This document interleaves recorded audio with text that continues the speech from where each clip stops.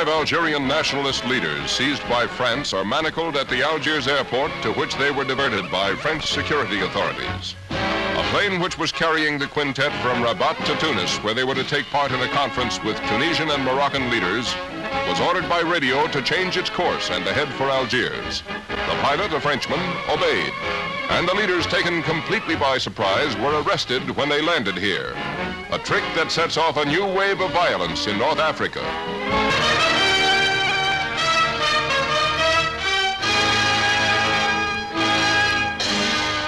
On the border between Israel and Egypt, a troop of Israeli frontier guards patrol a troubled area.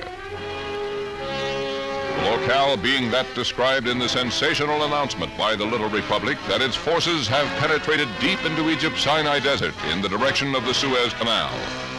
An assault, it is said, that had to be made because of constant Egyptian military attacks on Israeli citizens and the mining of land and sea approaches to the Republic.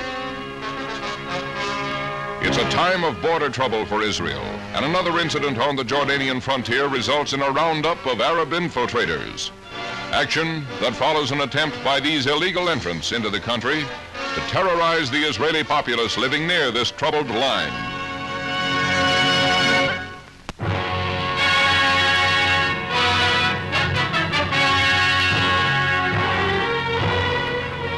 On a state visit to Tunisia, Sultan Mohammed V of Morocco is escorted by the Bey of Tunis as he makes a triumphal tour of the North African port city. The Moroccan ruler is in Tunis to discuss proposals for a North Africa union and to try and work out a plan with the French for an honorable peace for Algeria, a stand that rates him an enthusiastic reception. Next day, Tunis, with all the Arabian world, is in ferment, a situation caused by the news of the arrest of 5 Algerian nationalists who were flying here for talks with the Sultan and the Bey. It's a tense situation which brings soldiers to the streets to keep the peace, but indignant mobs are everywhere. The action of the French in diverting the plane on which the Arab leaders were flying is regarded as piracy, and protest meetings must be broken up to prevent rioting, causing Tunisian Premier Habib Bourguiba to call a conference to calm the populace by announcing France will release the seized men.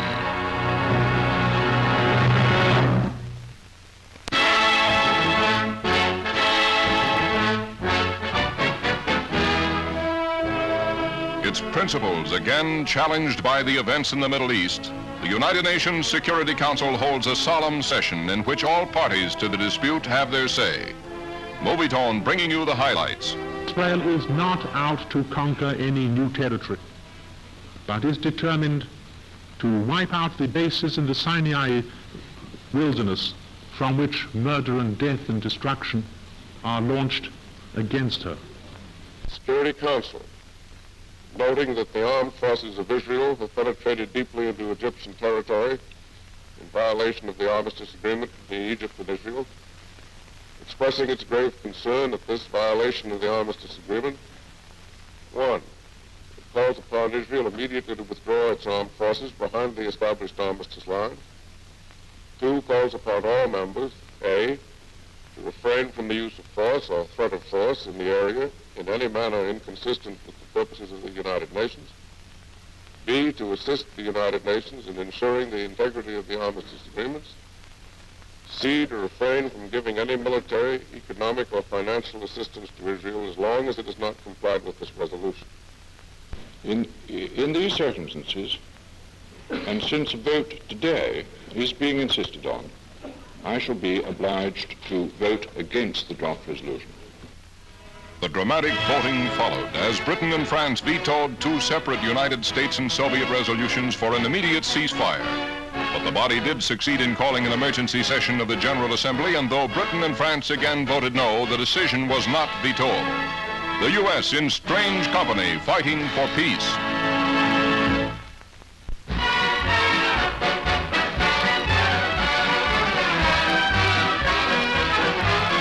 Now joined by British and French forces, the Israeli army that thrust into Egypt to precipitate a new Middle East crisis makes a brave show at a final inspection by General Moshe Dayan, field commander. A modern striking force, it swept to success in the Sinai Desert, cutting off the Gaza Strip to effect an amphibious landing near the Suez Canal after routing 20,000 Egyptian troops.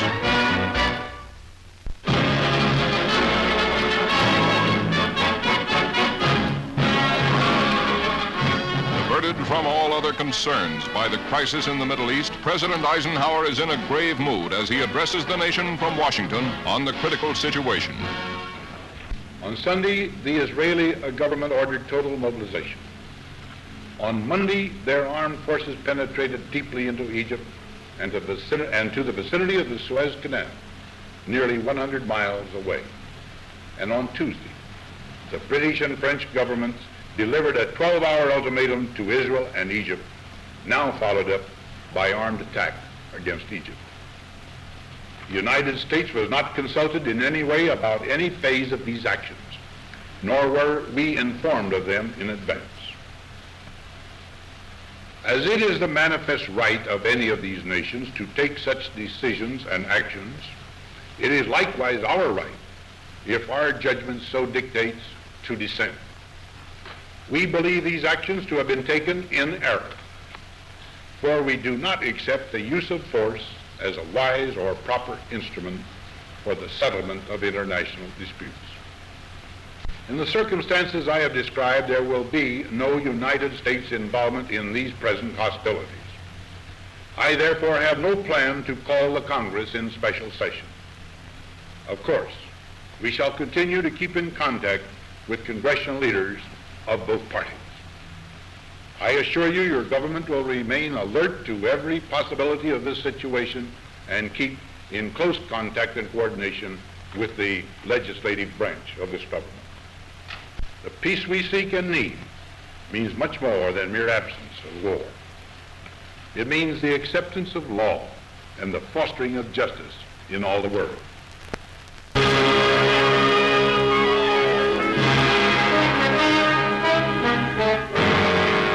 Captured Egyptian standard is displayed for the Movietone News cameraman with Israel's punitive expedition into the Sinai Peninsula, where knocked out Egyptian tanks and silenced enemy batteries mark the advance of the Israeli fighters. Though captured Egyptian wounded are treated with every consideration.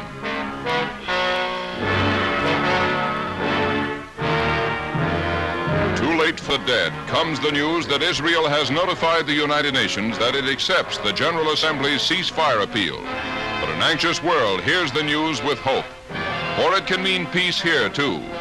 For this is the disputed Gaza Strip, where a lightning strike by an Israeli force bottled up 20,000 crack Egyptian troops, and a continuance of the hostilities could result in their slaughter.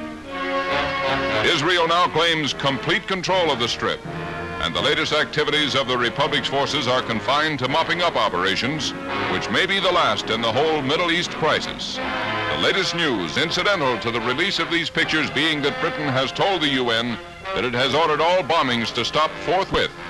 News flashed immediately to all Israeli, French, and British advance units. With an interest based on the deep patriotism of the Israeli for their reborn homeland, the population of the Republic follow the news from the Sinai Peninsula and the Gaza Strip with anxious concern. While in Tel Aviv and other Israeli cities, armed civilian patrols are ready for any emergency. And everywhere throughout the country, girls too young for more active duties work day and night assembling first aid kits for the front. In tow to Haifa, the Egyptian destroyer Ibrahim Awal is an early prize in this latest outbreak of hostilities between Israel and Egypt. Crippled by rocket-firing jet bombers, the destroyer was captured after a 3-hour battle, the first surface ship in history to surrender to aircraft. In London's famed Trafalgar Square, a reverberation of the crisis in the Middle East sees a crowd of countless thousands protesting Sir Anthony Eden's intervention policy in Egypt. Organized by the National Council of Labor, the mass meeting is addressed by labor radical Anaran Bhavan, a polemic oration that goads the crowd into demanding the resignation of the Prime Minister.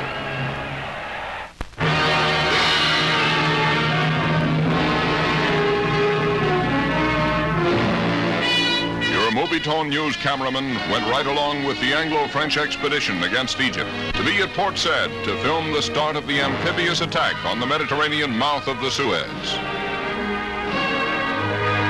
An advance that was followed after bitter fighting in the taking of Said and Port Fouad.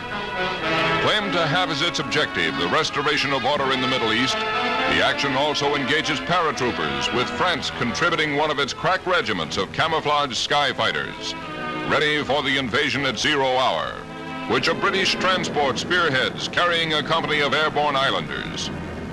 The first objective is an Egyptian army airfield outside Port Said, and there's no hesitation by the Tommies, though they jump into a cackling inferno of ack-ack. Paratroopers soon controlled the canal zone shown below, after which the UN ceasefire plan was accepted by the invaders, but not before the waterway was closed by Egyptian sinkings of blockade ships.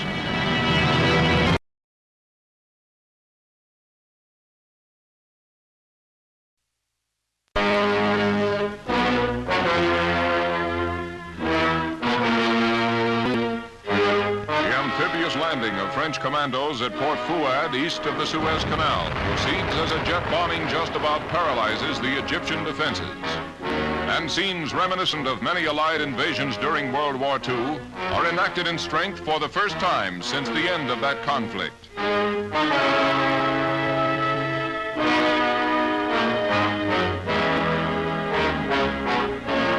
Hardly any Egyptian resistance is met, and the French are soon in the city, rounding up the remnants of Colonel Nasser's army that failed to...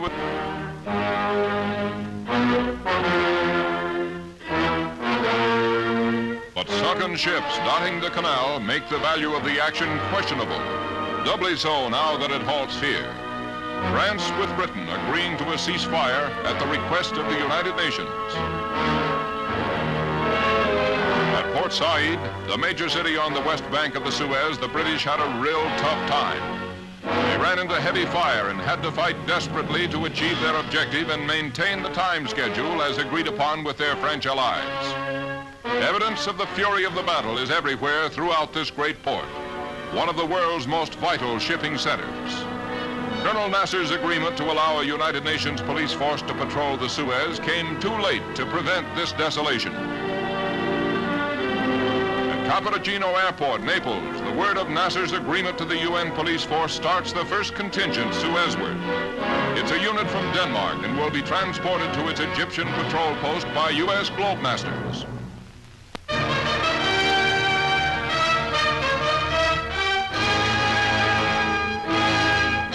Arriving from the west to avoid frontal attacks on densely populated areas, Israeli forces from the Sinai Desert occupy the troubled Gaza Strip, taking early precautions that keep to a minimum incidents that could provoke bloodshed. A peaceful occupation that allows the native populace maximum freedom. Later, after a flight on a reconnaissance plane over the Sinai Peninsula, Movietone News visits with the Israeli troops, which defeated the Egyptians in this desert no man's land. Considered an act of self-preservation, the expedition results in the fall of the Egyptian fortress at Sharm el-Sheikh, which was firing on shipping bound for Israel. It yields thousands of prisoners to the victorious forces, with $40 million worth of battle equipment which Cairo recently received from Soviet Russia. Rating cheers for General Moshe Dayan, Israeli Commander-in-Chief.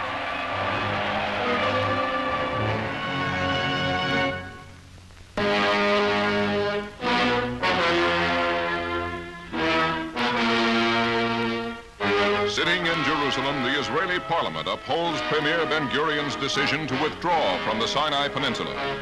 His country's objectives attained, the premier by his action obeys the UN and proves Israel is not seeking to expand territorially. But $40 million worth of captured equipment, most of it recently supplied by Russia, proves to Israel's satisfaction that Colonel Nasser, spurred by the Kremlin, was considering aggressive action from the Sinai Peninsula. What other reason, the Israeli ask, could Cairo have for maintaining this vast war potential in a desert, except to provide its suicidal Fatayins with the wherewithal for their raids? A vast prize to a lightning strike that upsets the communist timetable. As shortages follow the disruption caused by the Anglo-French action around the Suez Canal, the city of Port Said has to resort to bread rationing. The British, after taking the city following a 2-day struggle, are pulling out. But food shipments to the port have dwindled, which makes getting home with your bread allotment precarious. As bands of hungry youngsters roam the streets and set upon lone wayfarers who happen to be carrying provisions. Port Said's police fled with the Egyptian army. The area is at the mercy of these young ones with appetites.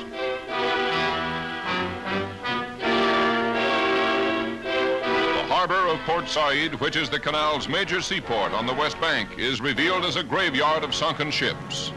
A gesture by the Egyptians to thwart the main objective of the Anglo-French invasion, which was to keep the vital waterway open. But with the fighting all over, the canal is blocked and may continue so for months.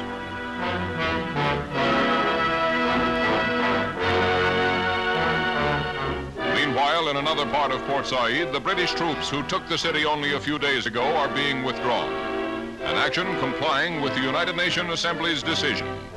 The Tommies are being returned to Cyprus, from where the assault on the Suez was launched.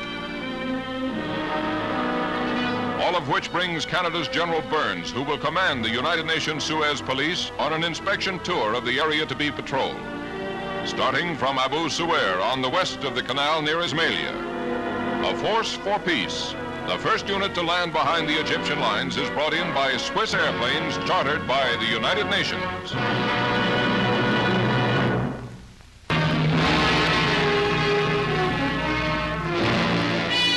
Outside Port Said, members of the United Nations Ceasefire Observation Party prepare for a tour between the front lines of the opposing forces at the Suez Canal.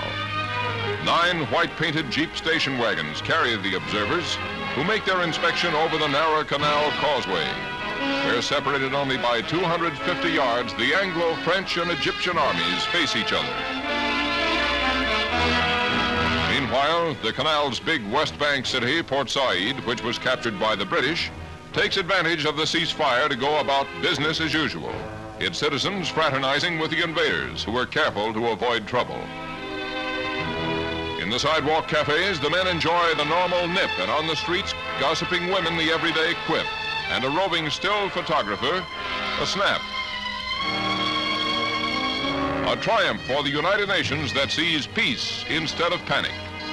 Meanwhile, troubled by the general Middle East situation, the leaders of 9 Arab states assemble at Beirut, Lebanon, to discuss problems they share in common. Described as the most significant party ever held by the Arab League, 3 kings and 2 presidents are in attendance, though President Nasser of Egypt is conspicuously absent to be represented by his ambassador here. The talks, it is said, will be aimed at keeping the Soviets out of the Middle East while defending Arab rights in the West.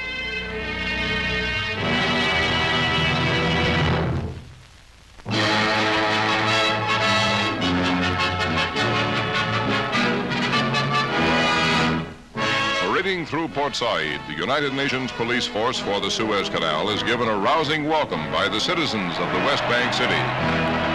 It's a spontaneous demonstration, but British troops are forced to clear the way for the peace patrol when communist agitators in the crowd try to provoke the Egyptians into an unfriendly attitude. But the people refuse to be deluded and recognize the force for what it is. And the United Nations patrol for peace at the vital waterway becomes an historic fact. The patrol action of the United Nations will mean the quick release of these thousands of Egyptian prisoners held somewhere in Israel. They were captured by Israeli forces in the battles of the Sinai Desert. When deserted by their officers, they surrendered with $40 million worth of arms supplied by Russia and Czechoslovakia. Described as suicidal Fedayeen commandos, they look anything but in the humility of their imprisonment. Meanwhile, throughout Western Europe, as here in Paris, the shortage of gas caused by the sabotaging of the Suez recalls the fuel famines of World War II, a situation that will continue until the United Nations patrol makes possible the removal of the sunken ships that now block the international waterway. Today, the shortage in France is so acute, the government issued orders that the petrol on hand be reserved for doctors and nurses, etc., etc.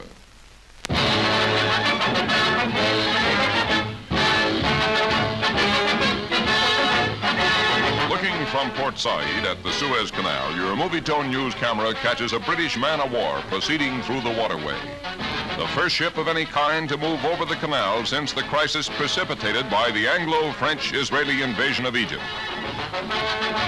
Another achievement of the United Nations Emergency Force headed by Canada's General Burns, shown here at Port Said with General Cately, commander of the British forces in the area.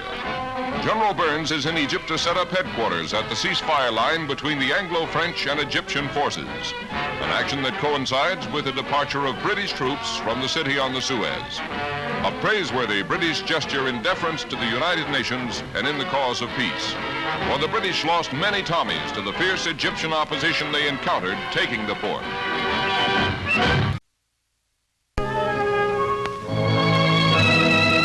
Putting into Toulon, the French hospital ship La Marseillaise returns to France 140 soldiers wounded during the recent Anglo-French action in the vicinity of the Suez Canal. Casualties of a surprise invasion that was made without the knowledge of the United States. 240 civilians were also evacuated by the hospital ship, foreigners banished by the Egyptians in reprisal for the Anglo-French attack. They will be sent to their respective consulates as soon as possible.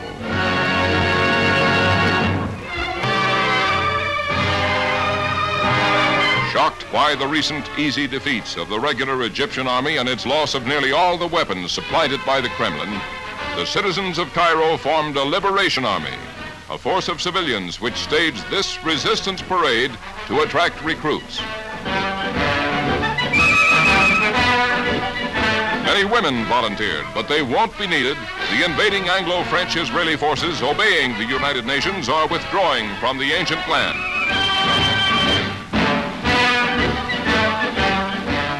Egypt wasn't off the critical list a day when Syria, another of the world's most ancient lands, became a trouble spot, with a case of jitters that set it training a great number of so-called volunteers to handle the arms it too was supplied by the Kremlin.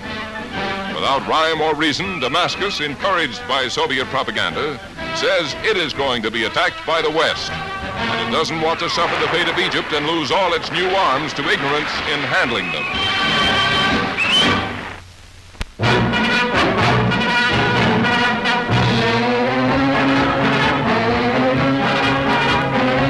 Proving worthy members of the United Nations, Israeli troops leave the Sinai Desert as directed by Secretary General Hammarskjöld. True, they've rid the region of the sneak raiders on Israel who made it their home. But the action shows the Republic to be aware of its international obligations and its desire for peace. But at Haifa, the arrival of new hundreds of Jewish refugees must make Israel wonder if its peaceful overtures are not misunderstood. For these Jews, after all their worldly possessions had been confiscated, have been driven out of Egypt. Victims of the petty spirit of revenge, they add to the rolls of the world's homeless due to communist troublemaking.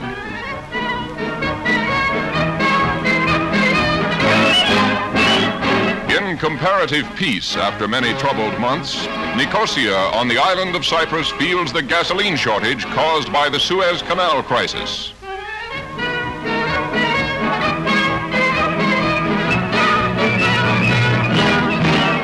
Official business gets him a half pint, though even this is better than sanguinary guerrilla warfare.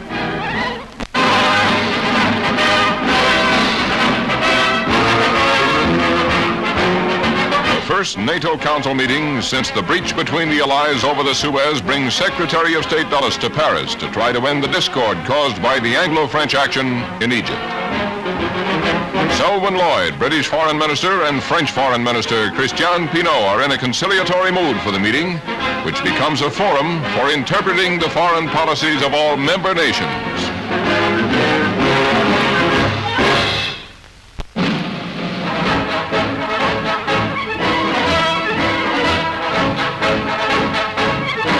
Descending from the plane that flew him home to England across the Atlantic, Prime Minister Sir Anthony Eden looks tanned and fit as he returns to London from his 3 weeks holiday in Jamaica. He's confident, too, that time will justify his policy on the Suez Canal. The formation of a United Nations force could be the turning point in the history of the United Nations. I am convinced, more convinced than I've been about anything in all my public life, that we were right, my colleagues and I, in the judgment and the decision we took, and that history will prove itself.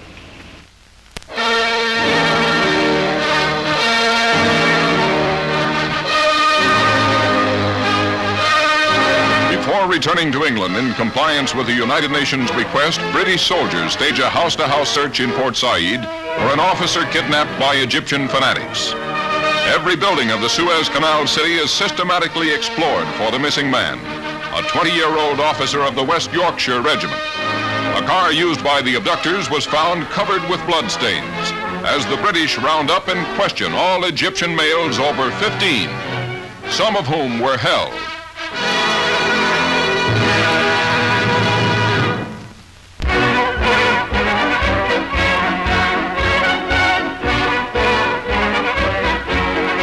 United Nations troops now in control of the area, the last of the invading British troops leave the Suez Canal city of Port Said. A withdrawal that is followed quickly by the return of Egyptian forces to the delight of the citizens. An effigy of a British Tommy is hung as a mob of Egyptians go on to demolish a statue of De Lesseps. A sickening, stupid mob gesture, for he was the brilliant Frenchman whose courage and foresight built the Suez Canal. Nationalism is rampant during the demonstration, and the raising of an Egyptian flag is a signal for general rejoicing. At the western end of the Suez Canal, the Danish salvage ship Protector puts over the first divers who will actually start working on submerged ships that are blocking the waterway. Under the direction of United Nations experts, the Danes, with divers from several other nations, will begin by clearing away major obstructions first. Later, they'll go to work on removing smaller hulks and wreckage from the canal's edges. A signal for hope that it will not be long before a passage is cleared for at least small boats.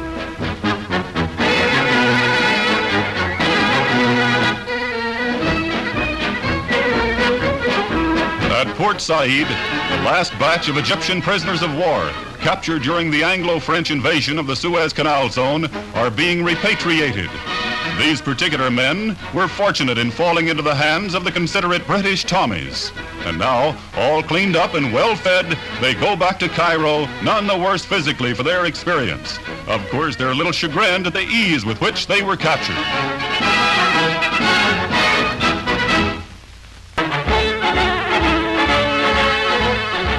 It's life as usual in the Gaza Strip, and the prophets of old could return here and mark little change.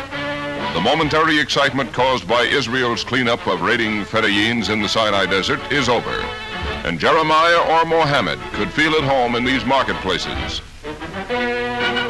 A United Nations truck lends a note of modernity to the scene, which shows the Western world conforming to a Christian principle.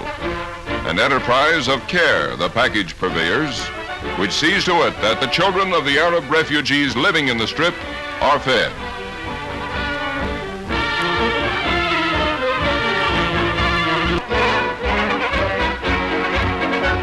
Striking his colors not in defeat, but to attest national responsibility, Israel's General Moshe Dayan withdraws his army from the Sinai Peninsula. An action at El Arish made in deference to United Nations directives. But it is over at Rafah in Israel that the little Mideast republic proves itself not only responsible, but generous.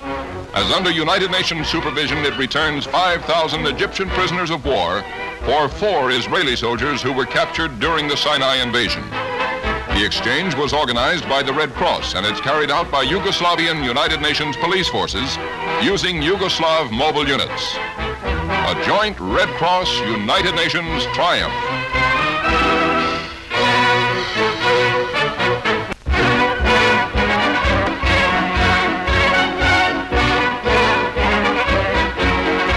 The crisis in the Middle East over Israel's last-minute delay in withdrawing its forces from disputed areas brings U.S. Ambassador Lawson to see Premier David Ben-Gurion at Tel Aviv. It's a visit of reassurance to help the Premier with his own cabinet, which opposes him on his withdrawal policy.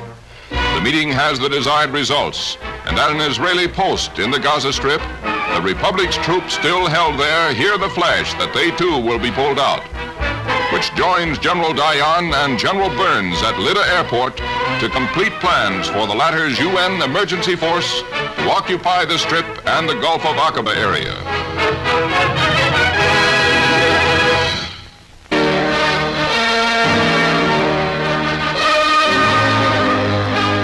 Protesting giving up the Gaza Strip and the Aqaba area, the populace of Jerusalem gives the police a hard time. But Premier Ben-Gurion's policy to heed the United Nations appeal to Israel prevails. A decision causing the evacuation of Sharm el-Sheikh, commanding the entrance to the Gulf of Aqaba, with the Republic's troops being returned to Eilat at the head of the Gulf. Biblical Gaza, too, is affected, and Canada's General Burns, heading a UN emergency force, confers with Colonel Lindquist, commander of a Danish unit that is taking over this section from the Israeli, aided by a crack Canadian contingent. General Moshe Dayan, who led the lightning strike against the Egyptians, directed the evacuations in both areas, movements that continued without cessation round the clock. Communist provocateurs have been active in the city of Gaza, and spurred by these hate mongers, the natives shout obscenities at the UN force and later stone the men. Meanwhile, in Washington, President Eisenhower signs the bill that makes his Mideast doctrine effective.